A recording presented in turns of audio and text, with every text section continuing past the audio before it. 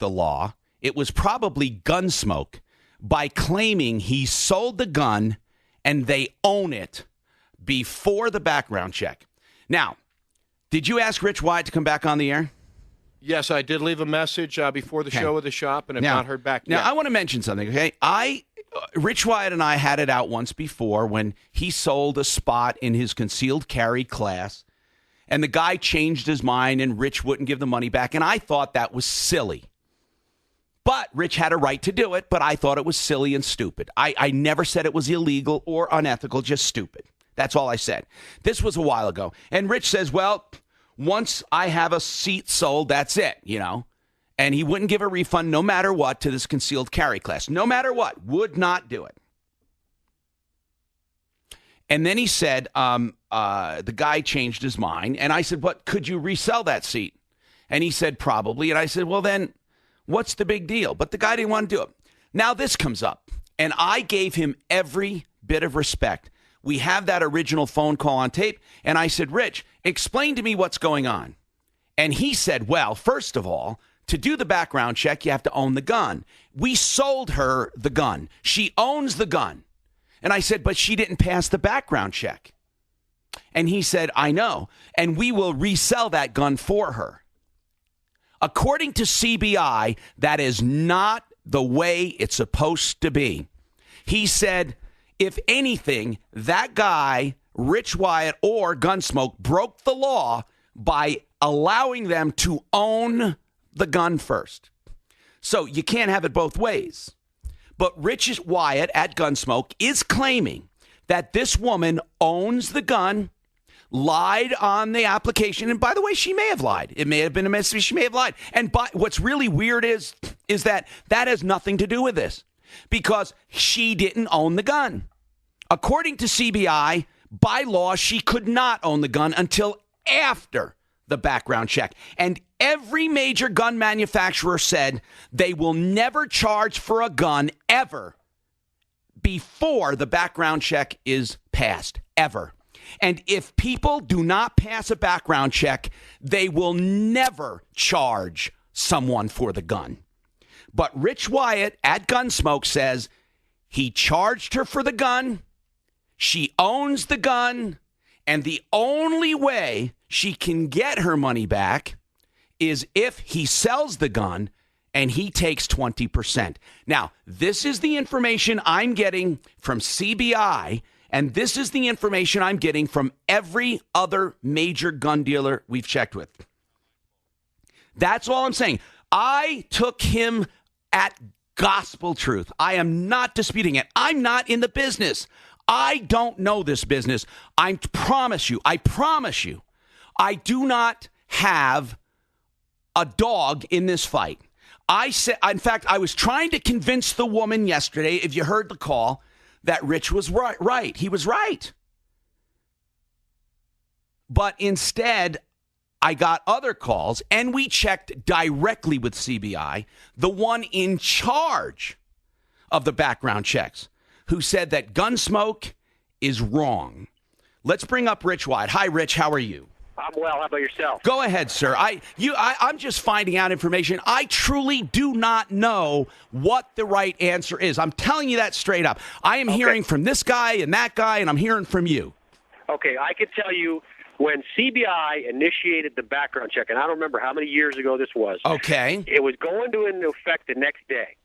So, or that day or something. I don't remember which. So I called them up and I ran myself just to see how the process worked and to try it. And so when customers came in, I wasn't caught off guard. Okay. And the guy ripped me for doing it. Why? He said, you're not allowed to do a background check unless there's been a purchase of a firearm.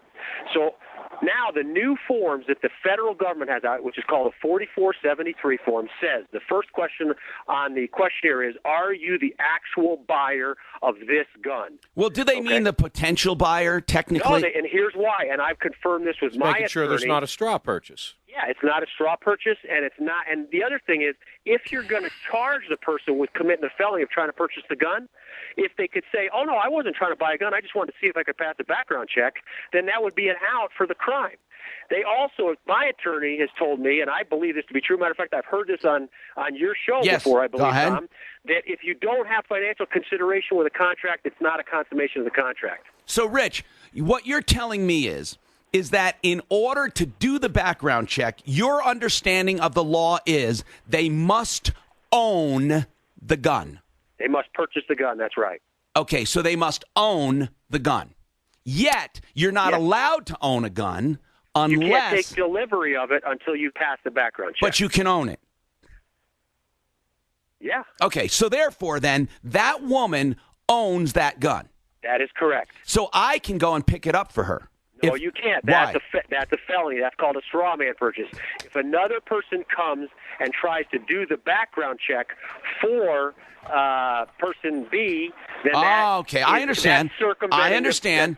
And they actually, the ATF goes into Listen, I understand. You don't have to explain that. I understand that. I understand exactly what you're saying. And you can't do a background check and then when you fail say, well, then it's for my friend. I understand that.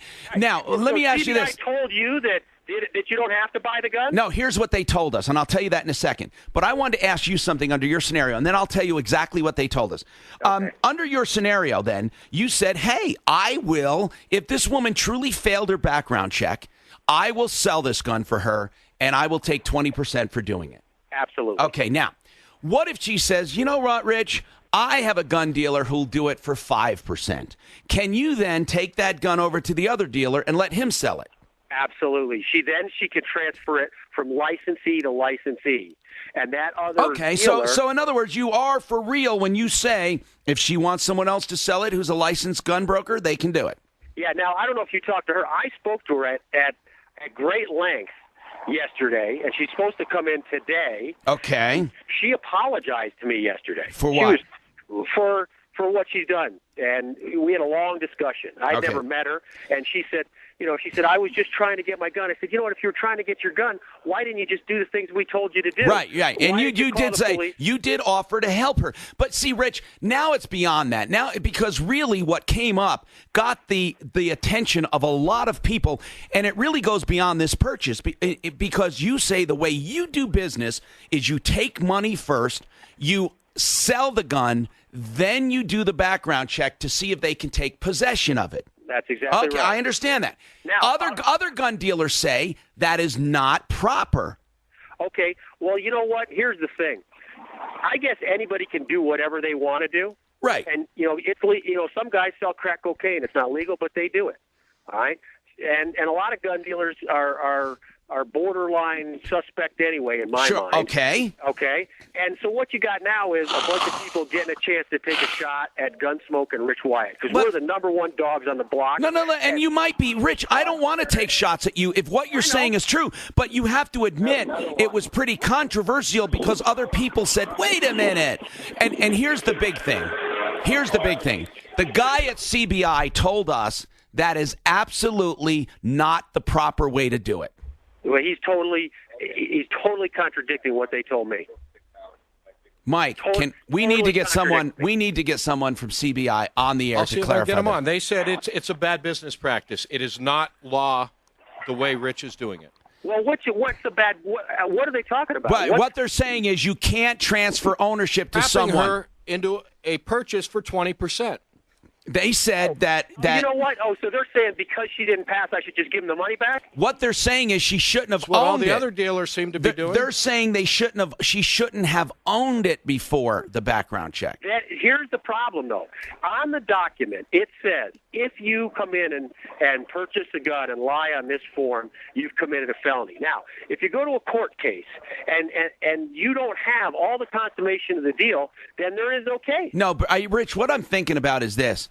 Like, for example, if you lie about something, take the gun, and now you're home. I think that's what they're talking about, that you purchased it, you walked out of the store, and if you lied on it, it's a felony.